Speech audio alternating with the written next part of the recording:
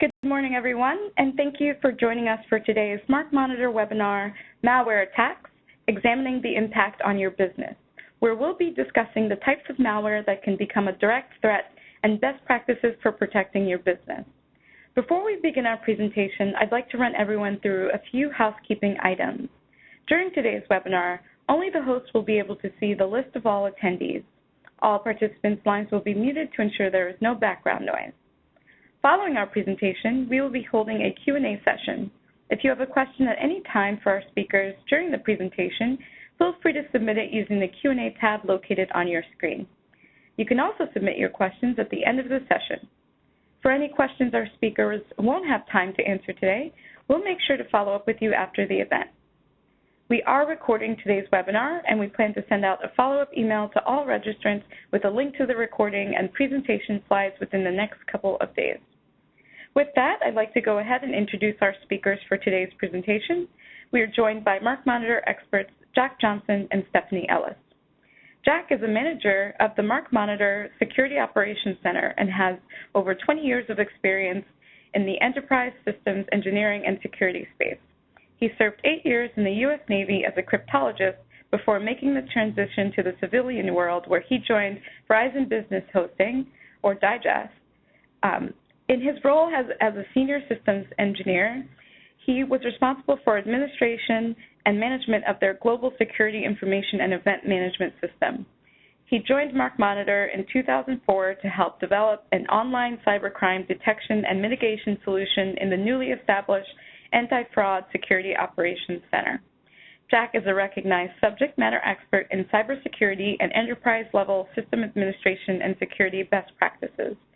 He is currently working on multiple projects developing new and improved phishing and malware detection, analysis, and mitigation systems. Stefanie is AntiFraud Product Marketing Manager for the MarkMonitor AntiFraud Solutions. With over 10 years' experience in anti-fraud, brand protection, and vendor relations, she has worked with a wide range of industries from financial to retail, manufacturing to social media. Stefanie has managed a team of client service managers and analysts supporting both the anti-fraud and brand protection services in her tenure with MarkMonitor, and she has a deep knowledge of phishing fraud, gray area brand fraud, and brand abuse, and the MarkMonitor customer user experience. So with that, I'll go ahead and turn things over to Stefanie to get us started. Okay, great. Thanks, Gina. Hi, everybody. So today we'll be taking you through the basics landscape of malware, the attack lifecycle, malware variations and types. We'll review a couple examples of how malware is distributed and discuss the business impact. We'll review some mitigation strategies, and we'll finish with some best practices that can help your organization. So since we're nearing the end of 2015, I thought we should get started with some scary 2016 predictions. We know that online transactional business carries serious risks. A single virus infection can be extremely harmful to your organization. According to Trend Micro's threat predictions, 2016 will be the year of the online extortion, and I completely believe that prediction. They further say online threats will evolve to rely more on mastering the psychology behind each scheme. Attackers will continue to use fear as a major component. Now, cyber extortionists have used ransomware, fake AVs, Trojans, and now crypto ransomware to hold data hostage. Each successive generation of malware is becoming more and more personalized for both the end user and the targeted organizations. Your reputational risk is high. What we really need to take away from these predictions is the need to be prepared in order to protect your organization going forward. So to that end, we're going to go ahead and jump into the malware attack lifecycle. So Jack, do you want to get us started on that? Absolutely, Stefanie. Good afternoon, everyone. The malware attack lifecycle can be described in 6 distinct phases: the plan and scan, the compromise and configure, the creation of malware payloads, the distribution and delivery of those payloads, the infection and exploitation of victims, and then lastly, the collection and monetization.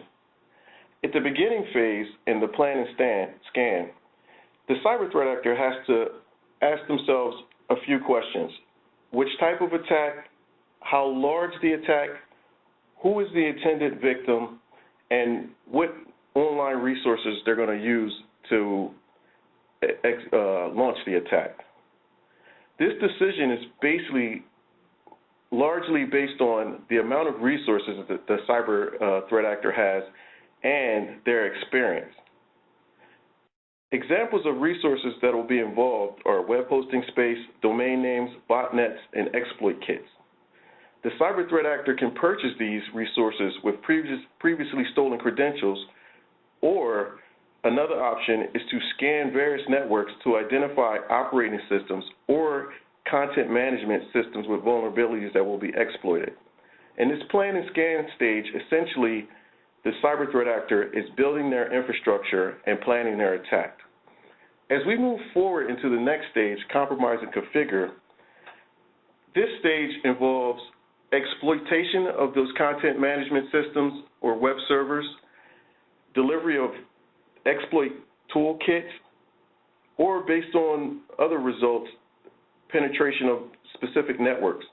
For example, Linux systems that haven't been properly patched can be penetrated by known exploits, as well as popular content management systems such as WordPress or Joomla. These have been very popular recently with malware threat actors. In the third stage, the malware creator will then create their payload. The payload is also known as a Trojan.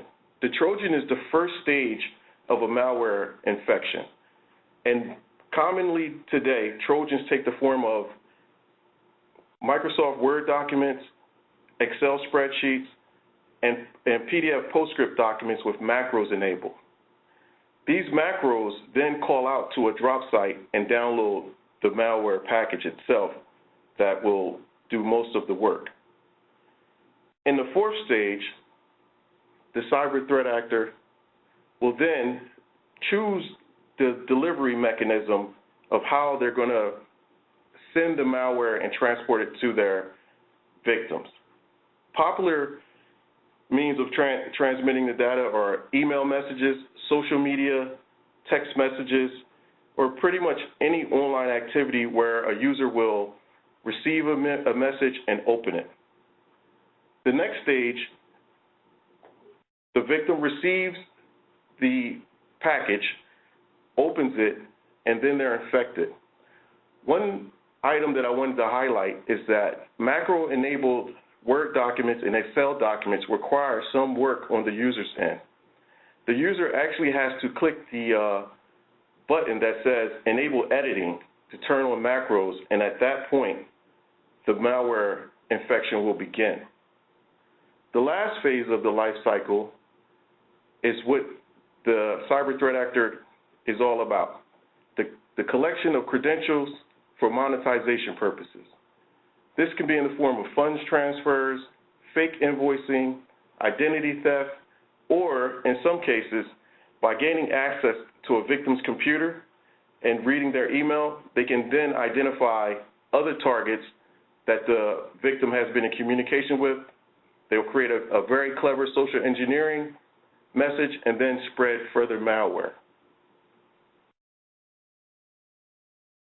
We move forward next into this slide, which has malware variations broken into 4 categories. The first category is spyware.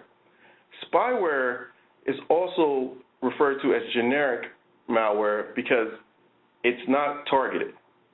It has capabilities such as key logging, screen captures, and print captures, and also it's generally accompanied with adware, which will be evident in pop-ups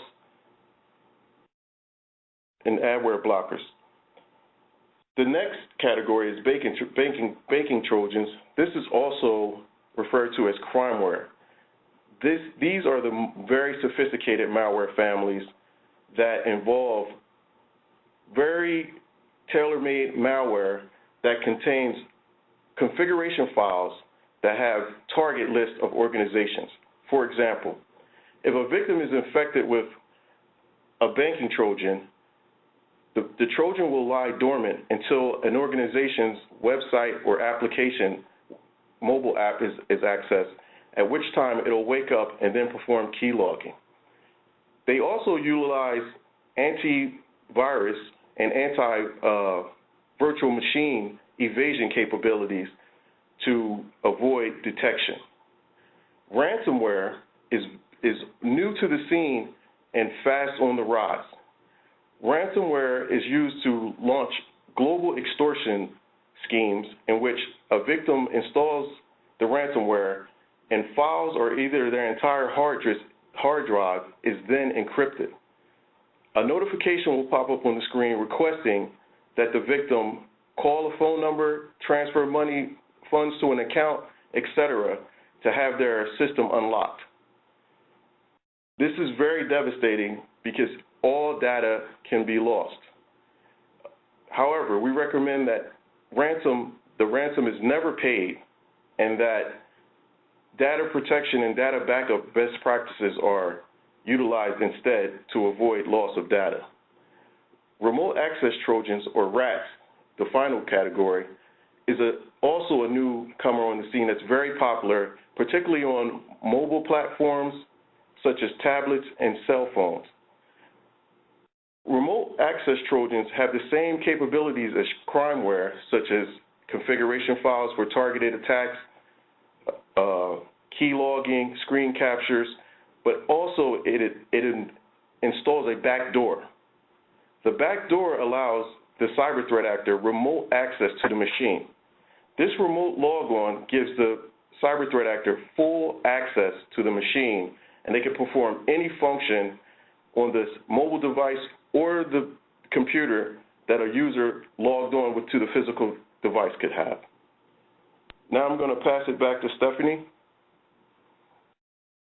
I apologize, this is my section as well. Malware for sale. Malware has become big business, and as such, malware developers have now taken their product online. What you see on the screen now is an example of a website that's selling malware packages. If you note the comma-separated currency sign, that's the European way. So this is $90, $50, and $50. That's very cheap. Compared to in the past, malware packages sold for tens of thousands of dollars. What this allows for is very unsophisticated, non-technical cyber criminals who want to be active in malware to now go online, purchase a malware package, download it, and within an hour they can be active with their own malware botnet fully ready to go. I'll pass it back to you now, Stefanie. Thanks, Jack. So this chart illustrates malware growth, specifically the growth of ransomware. You know, going back the last couple of years, we can see an uptick across the board in the growth of ransomware families. I think it's especially interesting to see the emergence of one family, the CTB locker, at the end of last year, and then the rapid downturn in Q3 of this year. You know, each of these families of malware have characteristics that make them more appealing to the bad guys. And for me, this chart reflects that though there are fluctuations in the malware types, malware is a persistent and a constant threat. So with that, you know, we have the numbers to further drive home that point in this slide. You know, over the last few years, the FBI has reported that millions of dollars in losses from targeting organizations with malware families, such as Game Over Zeus, which is a credential-stealing malware, or from ransomware malware types like CryptoLocker or CryptoWall. Keep in mind, though, that these losses are only the known losses. Businesses and individuals often don't report malware activity. Either they are ashamed to have been a victim, or a business maybe doesn't want that public implication that they could have security vulnerabilities, even if the vulnerability is really only due to a social engineering effort made by the phisher and to, you know, human nature with the employees falling for those social engineering tactics. An organization may also not be aware that that their financial losses were due to a malware infection. They may not have traced it back to that. So keep in mind these are only the known losses. I think the key takeaway here is that organizations are losing money to these malware attacks, and it's really important to be prepared for the attacks before they occur. So the next couple slides I'm going to go through have some examples of how social engineering is employed to distribute malware within business networks as well as to individual consumers. We'd be remiss if we didn't talk about one of the most prevalent types of scams in 2015, which is business email compromise, otherwise known as BEC scams. BEC scams all include some form of social engineering or tricking an employee into doing something that puts their company at risk. From CEO wire transfer fraud to fake invoice scams, BEC scams are widespread. And other than the domain name registration, they're nearly impossible to detect externally. The FBI reported nearly $740 million has been lost from BEC scams over an almost 2-year time period, from October 2013 to August 2015. That's a lot of losses from email-based scam alone. So I can make this entire webinar about BEC scams because there's a lot to cover there, but today we're focusing on malware. So I want to share how BEC scams can distribute malware to an organization. The example email that is on the slide in front of you is a real sample of a domain registrar impersonation scam that was running rampant just a couple weeks ago. The email is distributed to the domain admin for an organization and has the appearance of coming from their domain registrar, even from the appearance of the sending domain, so they're spoofing the sending domain. The registrar and the domain admin email information is publicly available from the Whois record, so the bad guy can harvest that pretty easily. The social engineering aspect is the threat of the domain suspension, which would surely galvanize any domain admin into a quick response. The employee clicks on the link to download the file, and wittingly in doing that installs the malware onto their network system, which would thereby enable the fraudster to push various types of malware into the network and access whatever they could penetrate. I think the important takeaway from this example is that the email is an impersonation of a trusted partner, their domain registrar, and that's what leads to the installation of malware within a business's network. Okay, the second example I have here is how individual consumers are tricked into downloading malware by using well-known trusted brand names. This example is a real email we harvested that was targeting or using the brand name for a logistics company. This email was sent to a user, and that's the information on the top left, was sent to a user and implying that they had a package coming. Well, we're all really happy to get packages, right, especially with the holidays coming up. So theoretically, if it were me and I didn't order something, I'd want to open the attachment and see what someone had sent me. But unfortunately, if I open the attachment, I would be installing a Trojan onto my machine that would then essentially open the door for a malware server to push a secondary infection into my system. It could be any of the malware types that we've discussed here today: credential stealers, ransomware, spyware, etc. I think what's important to note here is, though the email is sent to an individual consumer, how many employees check their personal email at work? I know I have my Gmail up on my browser all the time. So the odds of this malware infecting a business network is really good, just as much as infecting their personal network at home. So those are a couple examples I just wanted to show you of how businesses are being targeted and exploited and how consumers are being pulled into that. Now that we've gone through how malware is distributed, I'm going to have Jack take us through how malware can be mitigated. Thank you, Stephanie. We all agree that malware is a serious issue and can have very damaging impacts on affected organizations and users. And the best defense is to avoid infection. The reality, however, is that malware infections do and will occur, and organizations have to be prepared to manage them effectively. A malware attack can be categorized into two phases: the pre- and post-infection. However, the mitigation process for both phases are the same and will begin at the time of detection. To explain the mitigation process, we'll use a 6-layer pyramid to migrate through the different aspects involved in mitigation of malware. The bottom of the pyramid represents the easier aspects, and the level of difficulty rises as we move upward. At the lower level, we have hash values. Whether during pre- or post-infection phases, a suspected malware binary will be collected and fingerprinted by creating a hash value of the file. Once the hash value is obtained, a search can be then run through a malware database to see if any matches occur. If a match occurs, it will provide insight into which malware family the binary belongs to, which is a very important step to identifying the characteristics and capabilities of the malware family. Common hashing algorithms are MD5, SHA-1, and SHA-256. If a match is not found, however, the binary can be run in a sandbox environment to observe its behavior. The next layer, IP addresses, are very critical in the analysis of malware because it identifies the communication points that the malware binary is trying to reach out to. It's important to note that the early detection and disruption of this IP address network is critical because it will stop, in the case of pre-infection, it will stop other users from being infected. And in the example of a post-infection, it'll prevent any captured credentials or personal identifiable information from being sent out.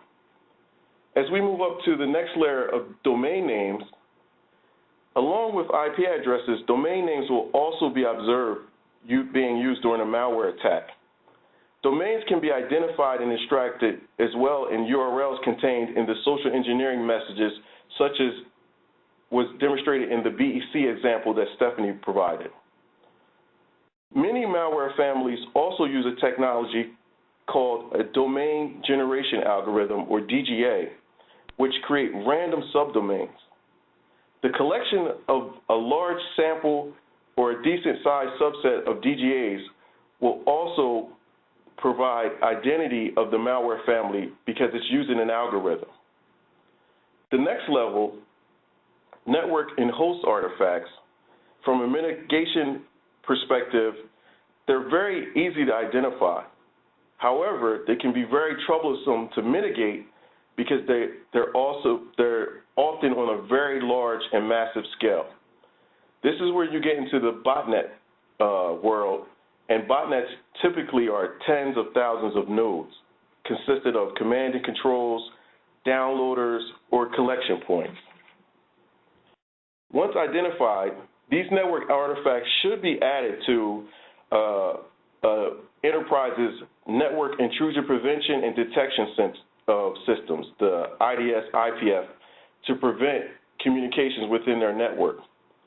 Also, this network and host artifact information is critical to provide to law enforcement and security researchers so that they can understand and identify the botnet and its topology.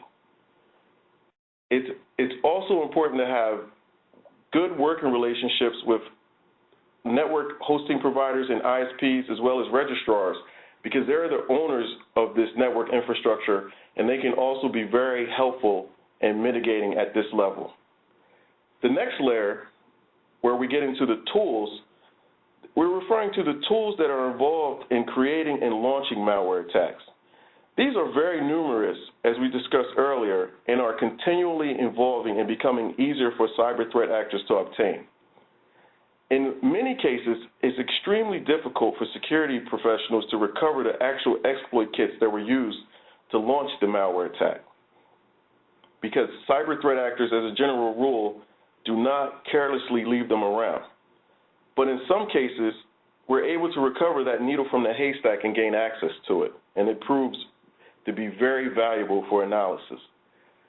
The top of the pyramid, this is where we represent and try to study the tactics, techniques, and procedures used by the cyber threat actors in their operation of malware attacks and other advanced attack methods. This is the layer where a cyber investigator has to uncover the 6 W's: the who, what, why, where, when, and how the cyber threat actor operates. This is not an easy task, obviously, as cyber threat actors utilize every means at their disposal to obfuscate their true identity and to remove any traces that will lead back to them. If we ultimately view all the layers together, in the next slide, we have a comprehensive view into the many layers and tasks involved when detecting, analyzing, and mitigating malware attacks. Now I'll pass the ball back to Stefanie, who will continue the presentation. Thanks, Jack. So I just want to take a few minutes to discuss how to preemptively combat this problem. There are 2 key areas where you can make an impact right now. The first has to do with employee education. And I'm going to go into some best practices next, but frankly, employee education is the most crucial piece to all of this. Human nature is the weakest link, whether it's falling prey to phishing scams, BEC scams, or clicking that link to see the package that they're receiving. Employees have to be trained to either delete unsolicited emails or to forward them to IT without opening them first. That's going to be your best protection. But if an employee doesn't realize it's fraudulent, reads it, and wants to respond, thinking that it's valid, teach them to start selecting the forward option instead of reply to most emails. Choosing forward requires the employee to either type in the email address they're sending it to or to grab the address from a contact list. This can stop BEC scams in their tracks, specifically those that are coming from a look-alike domain name, since you're having to select who that email goes to. You know, sending it to somebody who, if you thought you got an email from your CFO, you select his email address and send it to him, he's going to write back and say, what are you talking about? I didn't ask you to send a wire transfer. So also when the employee is forwarding a suspected scam email to IT, one easy shortcut in an Outlook environment is to just hit Control-Alt-F when you're on that email, and it will forward the entire email as an attachment, which keeps the email headers intact. And that's generally what's required to fully investigate any type of scam email. The biggest point I want to make on this slide is that training your employees to be naturally suspicious of all incoming emails will only provide you protection in the future. So next, the second thing you can do to start right now protecting your organization is to review your business processes and plug in additional process verifications where it makes sense. Pre-establishing procedures prior to an infection will help prevent your organization from becoming a victim, and it will ease the mitigation process when that occurs. So a couple things. Determine a method for verifying transactions beyond email, pre-established phone number. Escalation procedures should be defined well in advance so that employees know what to do and who to contact, and they're not, when they receive an email, they're not going, oh, what do we do with this? And also having a central point of contact for security escalations is great, because if you have that central point, they always know who to send the data to, and that person's kind of directing traffic and knowing what's going on. And ideally having a process in place to analyze and mitigate malware attacks in the event that they hit your organization is really paramount. You want to be prepared when that happens. So if there's one thing I really want to emphasize, it's the importance of employee education and then just building that awareness within your business. That's absolutely key to being prepared for what we may be seeing more of going forward into 2016. So that actually brings our presentation to a close, and I think that we're going to go to Q&A right now. I can just start. I see one question right now. Let's see. Do you suggest that we register domain names privately? You know, that's a good question. I don't know that registering domain names privately is necessarily the answer, because there's a lot of reasons not to do that. There's a lot of reasons, legitimate reasons why domain whois information should be kept public so that people can reach out to you, contact you, know that the domain name is legitimately owned by your organization. I think it's more about awareness and education. The domain admins should know how to recognize what may or may not be a fraudulent email and to verify that. Obviously, if that domain admin is getting an email from what looks to be their registrar, hopefully you guys have, a client service manager that domain admin then can reach out to and say, hey, did you guys send this to me? Just to verify that that's the case, because that's one thing the fraudsters wouldn't have is who your contact is at the registrar. So it should be coming from a different email address than who you would normally contact. Jack, I have a question for you. Why is ransomware so popular, and are people really paying the ransoms? Well, the answer to that question is yes, they are paying. And secondly, that's why it's become so popular. And another aspect of ransomware is the shaming aspect that victims experience when they become a victim of ransomware. That, panic sets in.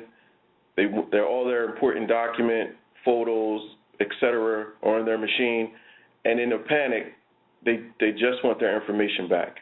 And I'll just reiterate again, this is why, in this cloud era, we have to have a backup solution so that we're not put in a bad predicament by being affected by ransomware.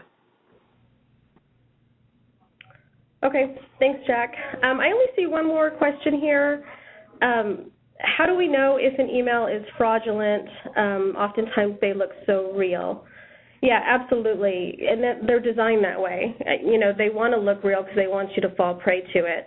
And then they add that social engineering aspect to make you take action, like the registrar one or receiving a package. You want to respond to that. So I think that a couple different things. Obviously, look and see where it's coming from. Look at the from. Look at the email headers. If you don't know how to do that, I would recommend looking that up because it's good information to know if you ever want to validate an email to see where it's coming from. Look at how it's written. If it says it's coming from somebody that you know, then is it written in the style that they would normally write you in? There's a couple different things that you can look at. And then obviously, what I mentioned in the employee education piece is don't reply to that. Hit forward and send it to the person who may have sent that to you. Or if it's from an external company, like that logistics company example, go out to their website. Just go out and type in their domain name, go to their website, and validate that information from that manner and not from the email that you received. I think that those are going to be the best options for protecting yourselves. I don't see any other questions. If anybody has any other questions, I suggest you get those in quickly. Otherwise, I think that's the end of our presentation. So, yes. I do have one more that came in through private message. With the antivirus we have in our business network, stop the malware emails from coming into my business workstation. Jack, you want to take that one? Absolutely. Unfortunately, your antivirus solution that's installed on your network or your host machine will not be sufficient to stop a malware attack. And the reason being is that malware authors utilize what's called a zero-day virus, meaning the malware is created so recently that the antivirus vendors haven't had time to either update their systems with the appropriate signatures or recognize the new behavioral changes that the malware is using. And this is just the world we live in. So it goes back to the best practices that Stefanie referred and user awareness. Be mindful of what you open, be mindful of what you click, and I'll reemphasize, when looking at Word attachments or Excel spreadsheets, be very careful when you click that Enable Editing button. That's what fires off the macro functionality that allows the Trojan to download the malware payload. Great. So those are all the questions that we had come in. Thank you, Jack. Thank you, Stefanie, for such a great presentation today. We really appreciate you sharing your best practices with the audience today. I'd also like to thank everybody for tuning in for your participation. We did have some great questions come in that helped draw out some additional information for those listening in. As a reminder, we'll be sending out a follow-up email with a link to the webinar's presentation slides and a recording within the next couple of days. So please be on the lookout for that email. That concludes our webinar for today. Thanks again for tuning in, and have a